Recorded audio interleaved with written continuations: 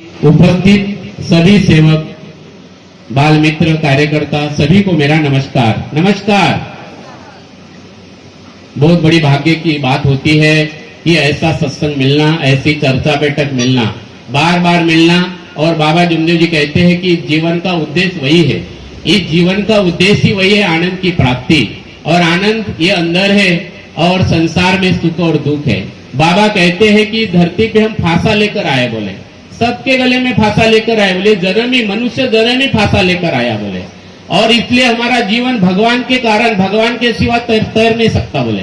भगवान का हमारे जीवन में होना बहुत जरूरी है, बोले, क्योंकि जन्म उसने दिया और मृत्यु भी वही देने वाला है, बोले।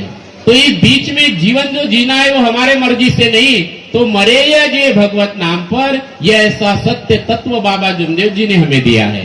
तो आज योगायोग से मुझे गांव में एक काम था और हमारे बालक भाव की भी एक आज 90 हवन की पत्रिका आई, तो योगायोग आ गया कि मेरा काम हो गया। और मुझे ऐसा लगा कि नागपुर पहुंचने के बजाय यहाँ चर्चा बैठक कर लेते हैं और आगे बढ़ेंगे हम। तो बड़ी भाग्य की बात है और ये जीवन हमें बड़े भाग्य से मिला है। तो ये जीवन जब भाग्य से मिला तो बाबा ने हमें जो तत्व दिया है पहले दिन, मरिए जे भगवत नाम पर। तो मैं जहां रहता हूं मेरे कॉलोनी में एक परिवार में डेथ हुई। तो डेथ होने के बाद आपको पता है कि नेक्स्ट डे उसकी जब मैयत निकलती है तो हमारे शहर में, वैसे मैयत में बहुत कम लोग रहते हैं, जहाँ बड़े बड़े लोगों की मैयत होती है। हमारे मार्ग में भी तो बहुत सारे लोग रहते हैं। किसी मार्गदर्शक जब ये गांव या संसार छोड़ के जाता है तो ऐसा लगता है कि बड़ा आदमी है ना, क्योंकि उनकी निष्काम सेवा होती है, बहुत सारे लोग रोते हैं। तो वैसे वो मैयत में मैं भी गया और मैंने देखा वहां पे कि 20-25 ही लोग थे। आगे में कोई हांडी पकड़ के था, थोड़ा दूर गए तो आजकल तो गाड़ी ही रहती है हमारे यहाँ पे नागपुर में, गाड़ी में बिठा के वो लेके जाते हैं। लेकिन उनके पीछे पीछे मैं भी जा रहा था। वो एक शब्द बोल रहे थे, राम नाम सत्य है, राम नाम सत्य है, राम नाम सत्य है। तो मैं एक जन को पूछा वहां पे कि भाई ये आप किसके लिए बोल रहे हो? ये जो पीछे में लोग जा रहे हैं इनके लिए बोल रहे हैं कि जो मरा है उसके लिए बोल रहे हैं? किसके लिए बोल रहे थे वो? बोले जो मरा है ना उसके लिए बोल रहे हैं। तो मैं बोला वो सुन रहा है क्या? राम नाम सत्य है। हाँ, बोले मरने के बाद ही बोलना पड़ता। बोला हमारे गुरुजी ने तो जीते जी बोला मरिए जय भगवत नाम पर। ये दोनों का ताकत एक ही है, राम नाम सत्य है। वो मरने के बाद बोलते हैं और हम रोज बोलते हैं, बार बार बोलते हैं, मरते दम तक बोलते हैं, जंगल में रहते तब भी बोलते हैं। क्या बोलते हैं? मरिए जय भगवत नाम पर। बाबा हनुमान जी, बाबा हनुमान जी, बाबा हनुमान जी। तो बाबा ने हमें जीते जी मुक्ति का रास्ता बताया। मरने के बाद कौन सुनता है राम नाम सत्य है? क्या पता हो मरे हुए बाद, ये पहले ही बता जाए उसको, पहले अगर बता जाए राम नाम सत्य है तो मुझे लगता है बाबा कहते हैं कि अगर आज हमने औरों को शांति दिया, बोले, तो अंतिम समय हमें भगवान शांति देगा, बोले। बरोबर।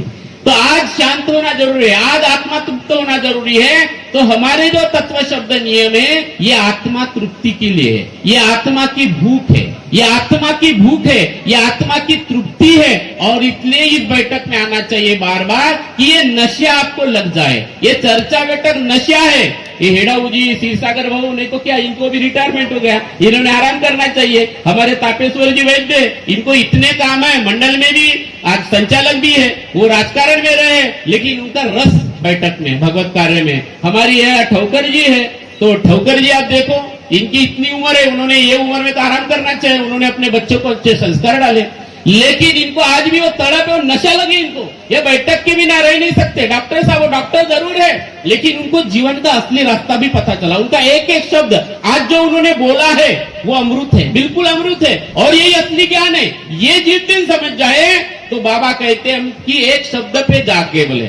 बाबा ने, भगवान ने हमें एक सवाल पूछा और एक सवाल पे हम जाग के बोले, एक सवाल पे। और हमने तय किया कि हमारा ईमानी भगवान है, बोले हमारा ईमानी भगवान है। तो बैठक भी एक नशा है, ठीक है ना? ये नशा एक बार लग जाए ये आत्मा को तृप्त करता है। तो अभी से चर्चा बैठक में जाते जा प्यारे, नहीं तो फिर पछताना है। और खिला पिला कर देह बढ़ाया, ये भी अग्नि में जलाना है। बराबर। राम नाम सत्य है, इसका होने वाला है। तो ये सत्य को पहले ही जान ले। वो सत्य बाबा ने मैं पहले दिन ही बताया, मरिया जय भगवत नाम पर। वो पहले दिन समझा नहीं, इसलिए बैठक दिया कि बार बार जाएंगे, एक दिन तो मौका मिलेगा, एक दिन तो आत्मा जाग जाएगी। आत्मा जागना, आत्मा जागना मतलब पहले दिन जो वचन दिया उस सत्य को समझने के बराबर है। मरे या जे भगवत नाम पर, मरो मरो सब कोई कहे, मरना न जाने कोई, एक बार ऐसा मरो कि फिर मरना न होई। तो इसके बाद जब हमारी मृत्यु होगी वो शरीर की मृत्यु होगी, क्योंकि हम पहले ही समझ गए मरे या जे भगवत नाम पर, राम नाम सत्य। ये क्या होता है, वो सत्य क्या है, ये बाबा ने सिखाया। रोज हम विनंती प्रार्थना में बोलते हैं, सुबह के विनंती में हमारे मई को मारते हैं और शाम की प्रार्थना में हम वो जो प्रार्थना है जो भगवान को समर्पित होती है वो भगवान को तृप्त करती है। बस हमें हमारे मानव जीवन सजाना है। तो आप जब भवन में जाएंगे तो एक बाजू में लिखना है, लिखा है देश में सत्य खड़ा करना है। आपने देखा ना जहां बाबा की फोटो है, आपने पढ़ा होगा, सभी लोग गए होंगे। तो भवन में, मंदिर में, भवन मानव मंदिर में लिखा है एक साइड में देश में सत्य खड़ा करना है और एक साइड में लिखा है ध्येय। वो सत्य खड़ा वही तभी हो सकता है जब हम मानव मंदिर सजाने के ऊपर काम करेंगे। रोज रोज अपने आप में बदलाव, आज जो है वो कल नहीं, रोज। और इसलिए छोटी छोटी चीजें, हमारी संगति कैसे होना, तो शक्ति के साथ रहना है, फिर शक्ति को साथ में रखना है। इसलिए 3 शब्द बाबा ने दिया कि हमें भगवान के संगति में रहना है। तो हमारी दृष्टि, डॉक्टर मानकर जी ने बताया कि एक लक्ष्य, एक चित्त, एक भगवान। तो ये भी मौका है, जो 2 घंटे की चर्चा बैठक है, हमारे शरीर को, हमारे जो मन है, चित्त है, बुद्धि को है, इसको एक लाइन में लाने का है ना, एक लाइन में लाने का ये सही मौका है।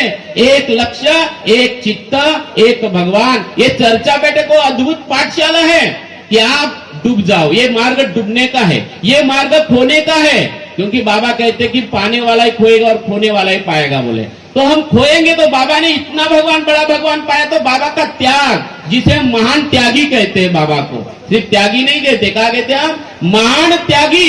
तो महान त्यागी बाबा जुमदेव जी कहते हैं। तो इस सत्य को हमें समझना है। तो ये जो चर्चा बैठक है, तो हमारी संगति कहाँ है ना, किसके साथ है। तो राजा के साथ राज्य करना भी बुरी बात है, न जाने कब रुला दे ना, कितना भी बड़ा पद हो, अगर विचार सही नहीं है, उन्होंने कहा है मानकर जी की विचार शुद्ध होना। क्योंकि बाबा जुमदेव जी कहते हैं, बाबा जुमदेव जी कहते हैं कि मुझ में भगवान, तुझ में भगवान, उसमें भगवान, उसमें भगवान, सब में भगवान है बोले। लेकिन भगवान को पटेंगे नहीं, भगवान को पटेंगे नहीं, पसंद नहीं है, ऐसे विचार नहीं है। भगवान को पटेंगे, अगर ऐसे विचार नहीं है तो अधोगति है बोले, गति नहीं मिलेंगी बोले। तो जीवन को गति कब मिलेगी, तो अच्छे विचार, शुद्ध विचार, तो परमात्मा को और मरे जय भगवान नाम पर। तो बाबा कहते कि जब सेवक की दृष्टि भगवान के ऊपर होती है बोले, और भगवान की दृष्टि तब सेवक के ऊपर होती है, और तब दुष्ट बुद्धि का नाश होता है बोले, दुष्ट बुद्धि का नाश होता है और फिर विचार शुद्ध होते हैं बोले। ये बाबा का मार्गदर्शन है।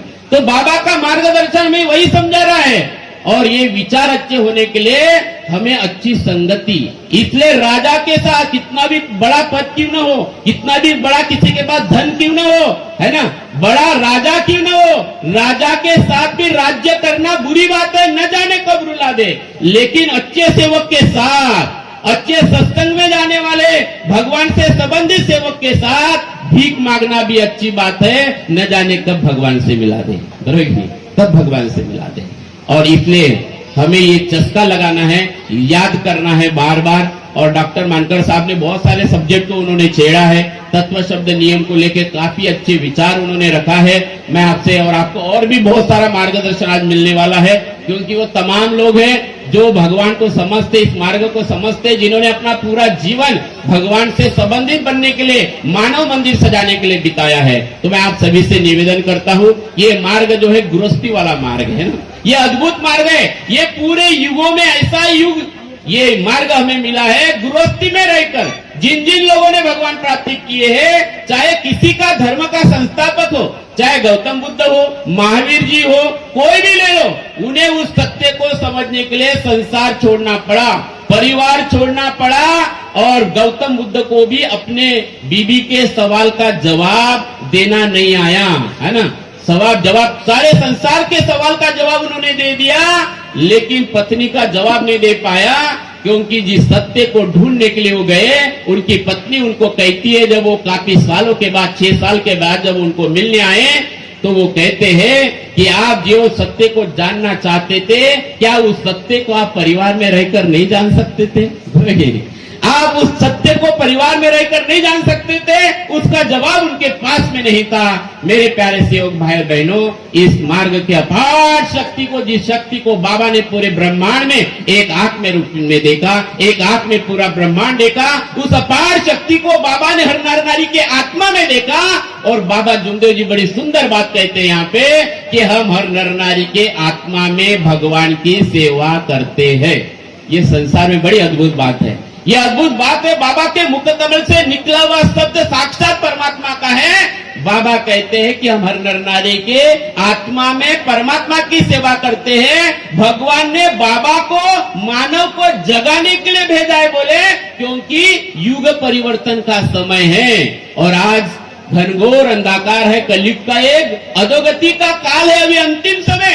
आपने इप्स्टीन फाइल सुना होगा, छोटी छोटी बच्चियों के ऊपर बलात्कार करके उनको गर्भधारणा करके उन छोटे बालकों को भूंज के वो तमाम लोग खा रहे हैं, जिसमें बड़े बड़े ज्ञानी जिनको समाज अपना आदर्श समझता है, ऐसी इप्स्टीन फाइल जो देश में चर्चा चल रही है। अभी 8 दिन से युद्ध चल रहा है तो इप्स्टीन फाइल बंद हो गई अभी, ठीक है ना। दुनिया में बड़ा ये चल रहा है, युद्ध चल रहा है, घनघोर कलयुग का ये अंधेरा है। और इस घनघोर अंधेरे में भगवान ने बाबा को भेजा है कि आज इस खापा गांव में हम उस परमात्मा के गुणगान कर रहे हैं, जहां बुरे व्यसनों से मुक्त समाज बाबा ने बनाया है ना। और सत्य मर्यादा प्रेम कायम करने वाले, बुरे व्यसन बंद करने वाले मानव धर्म का बाबा ने जय जयकार बताया है। ये कितनी बड़ी भाग्य की बात है। तो हमें समझना है कि बाबा काय के लिए आए। ये हमारे दुख तो सिर्फ निमित्त मात्र है, लेकिन बाबा कहते हैं कि इस मार्ग का सेवक, ये मानव धर्म का सेवक, सत्य युग निर्माण करने का सेवक दूत बनना है। अभी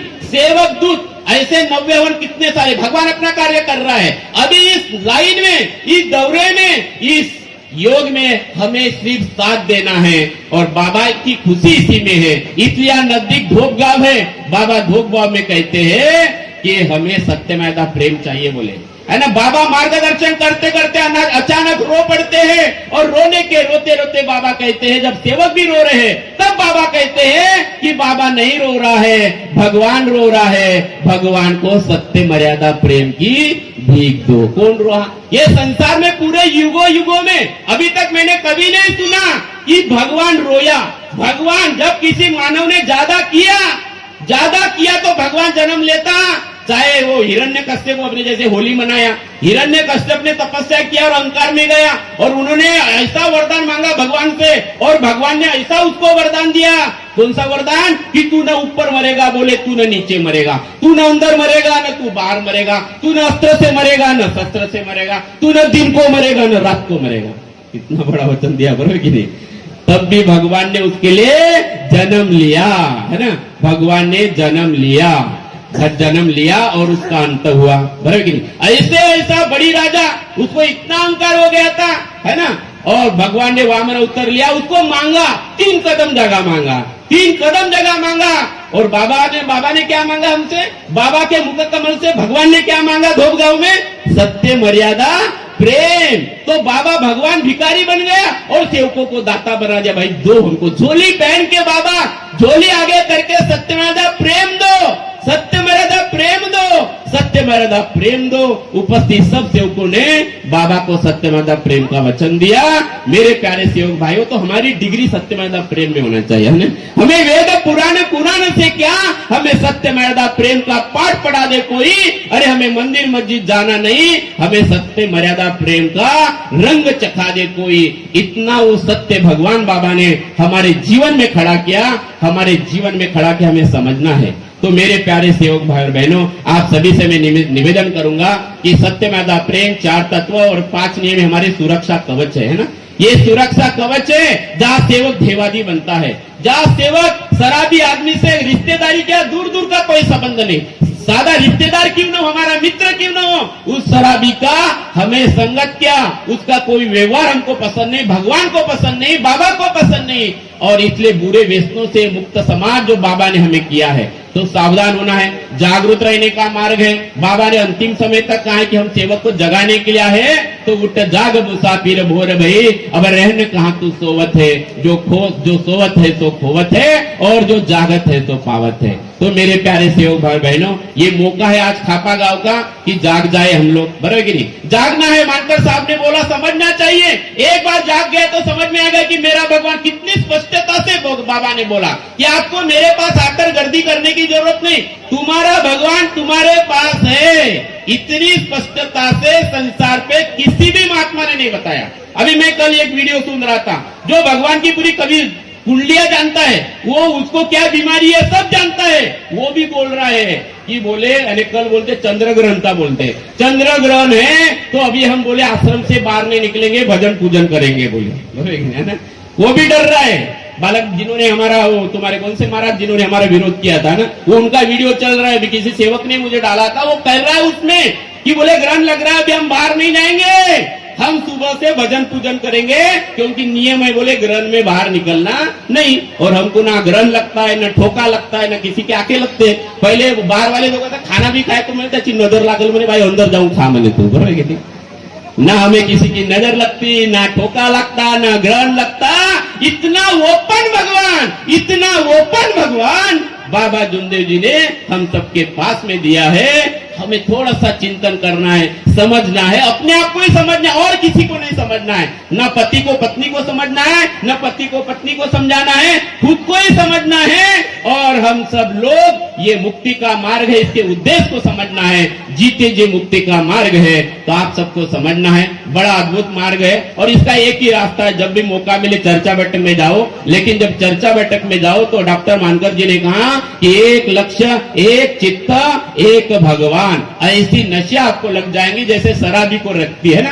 कल आपने होली खेला होगा, लोग हर साल होली मनाएंगे, लोग हर साल होली। और हमारे नागपुर में तो मैंने ऐसे भी वीडियो देखा अभी फेसबुक में, ऐसा कलर लगाते हैं, ऐसा कलर कि वो महीना निकलते नहीं, कीचड़ में फेंकते हैं, कपड़े उतारते हैं, कपड़े फेंकते हैं, और ऐसी होली खेलते हैं। गंदी गंदी गालियां की जो जीवन में कभी गालियां नहीं दी होंगी, ऐसे गालियां, इसको क्या होली कहते हैं? लेकिन बाबा ने हमें सत्यमादा प्रेम की रंग की होली दी है, बराबर नहीं? तत्व शब्द नियम की होली दी है। काफी सेवक है, हमारे सेवक भी होली खेलते, लेकिन कैसे खेलते? यहाँ भी हिड़ा बोल भी है, ये सेवक के घर में जाते हैं, बढ़िया गुलाल लगाते हैं, जयघोष करते हैं, प्रणाम करते हैं। ये प्रेम की होली, ये सत्यवादा प्रेम की होली, ये मानव धर्म की असली पहचान है। तो मेरे प्यारे सेवक भाई बहनों, उत्सव कैसे मनाना, इस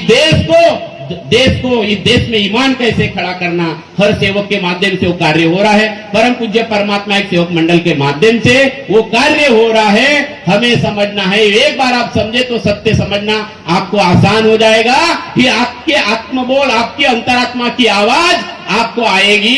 ये सच्चा आत्म अनुभव और आत्म बोल है। आपको और किसी के आत्म बोल में जाकर डरना नहीं है। डराने वाला डर लगता है ना, अरे बाबा आले, अंगात बाबा आले, बरोबर? ती तोंडात पान खात्या, बाबा हनुमान जी, अच्छा, अरे क्या ही नाटक कर रहे भगवान के नाम से, कहाँ जाओगे तू? कि कैसी कितनी इतना बुरा लगता है, ये सब सुन के इतना बुरा लगता है हमको। सही में हम कहाँ जा रहे हैं? और इसमें उनकी गलती नहीं है, उनमें उनकी गलती नहीं है, क्योंकि हम लोग जाते हैं, उनका धंधा चलता है। आप क्यों जाते हो? और जाते हो तो फिर मंडल का नेतृत्व करो, आप सत्य बताओ। अभी मैंने लीलारे गुरुजी ये प्रोग्राम में उनको बुलाया था, तो हमने बोला कि आप जाओ और मंडल का महत्व समझाओ। मैं, आप तो सब मंडल के सेवक हैं, आपको मंडल का महत्व बताने की जरूरत नहीं, उन लोगों को बताना चाहिए, क्योंकि वो बेचारे दुखी थे, वो दुखी थे।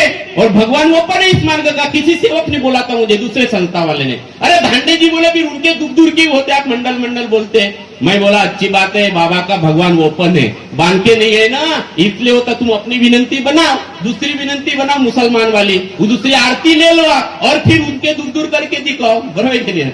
अरे भाई तुम उनका करो ना, बाबा का क्यों करते हो? तो मेरा ये कहना है कि ओपन मार्ग है, ये ओपन मार्ग है, और जो मरने का वचन देगा दुख दूर होगा।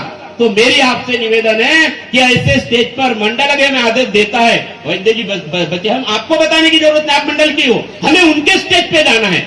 चाहे वो मेयर बाबूजी का प्रोग्राम रहे, आश्रम का प्रोग्राम रहे, पालोर आश्रम का रहे, और वो नगर धन में 3 संस्था रहे, हम वहां जाएंगे और हम बोलेंगे कि आप मंडल से जुड़ो, क्योंकि बेचारे दुखी थे, उनको मालूम ही नहीं मंडल क्या है, उनको तो जैसे होता वैसे कर रहे हैं। और हम आपको प्रोसीजर बताएंगे। और तापेश्वर वैद्य जी ये ओपन माइंडेड है, मैं काफी सालों से इनको जानता हूँ। ये नागपुर में थे ना, तब मैं इनके बच्चों को पढ़ाने के लिए इनके वहां पे जाता थे, सभापति थे तब। मैं काफी सालों से मैं इनको जानता हूँ। ओपन माइंडेड लोगों की जरूरत है। और मैं गारंटी के साथ कहता हूं, सारे संस्था वाले लोग इधर आएंगे, क्योंकि मंडल एक शक्ति है और ये व्यक्ति नहीं है। व्यवस्थापन वो 5 साल लोग करेंगे और ये बदलते जाएंगे, लेकिन उनकी किसी भी संस्था में ऐसी व्यवस्था नहीं है। वो एक ही राजा है और आपके ऊपर राज करना चाहते हैं, चाहे वो उगमस्थान हुआ तो उगमस्थान। मुझे सेवक ने किसी ने पूछा, मुझे धांडे जी बताया, बोले भगवान का उगमस्थान कहाँ है? मैंने बोला भगवान का उगमस्थान बाबा का हृदय है। बोले कि नहीं, भगवान का उनको लगा कि मैं टिमकी पेड़ बोलूंगा। बोला टिमकी पेड़ निवास स्थान है। अगर मेरे गांव में बाबा का जन्म होता तो बाबा का निवास स्थान पालोरा होता मेरा गांव, बरोबर कि नहीं? उनका टिमकी पेड़ है इसलिए निवास स्थान है। भगवान का उगम स्थान बाबा का हृदय है, इसलिए तो बाबा ने कहा कि तुम्हारा भगवान तुम्हारे पास है। ये जो हृदय है ये भगवान का है और किसी का नहीं है। इसीलिए हमारे हृदय में होना सिर्फ मरे या जे भगवत नाम पर, मरे या जे भगवत नाम पर, इस सत्य को समझ ले। जाते जाते मैं इतना ही कहूंगा, अरे बोतल पर बोतल पीने से क्या फायदा, रात को पीली सवेरे उतर जाएंगी। अरे तू मेरे बाबा ने दिव्य तत्व शब्द नियम की हरी रस की प्याली अब पी ले तो तेरी सारी जिंदगी सुधर जाएगी, सुधर जाएगी, सुधर जाएगी। ऐसा माय खाने का रस है। इतना ही बोलकर मैं अपने वाणी को विराम देता हूं। धन्यवाद। नमस्कार, नमस्कार।